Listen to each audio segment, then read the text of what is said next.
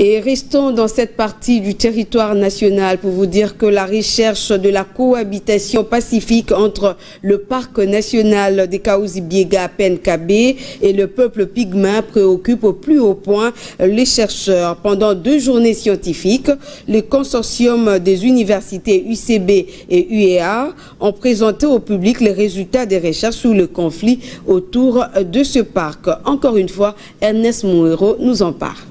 C'est à l'UEA, devant un public diversifié parmi lesquels la crème universitaire, les officiels, les autorités locales, le peuple autochtone, les délégués du parc des Kaouzi-Biega et les chercheurs du consortium UCB-UEA ont présenté les résultats de leurs recherches sur les dynamiques des conflits autour du parc national des Kaouzi-Biega, perspective pour une cohabitation pacifique. Nous proposons essentiellement que les pouvoirs publics puissent réfléchir et mettre en place un cadre suffisamment sécurisant sur le plan des droits fonciers pour les peuples autochtones.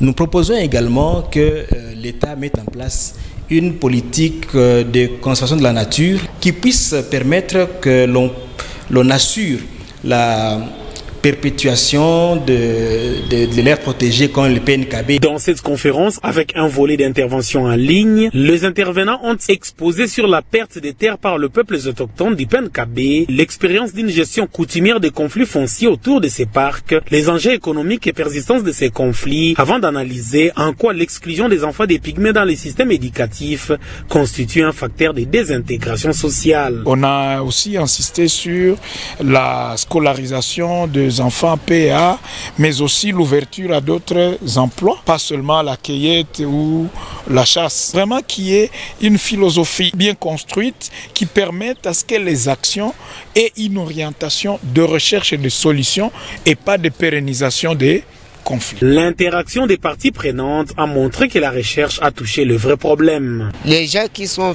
passés dans leurs recherches ont fait beaucoup de travaux.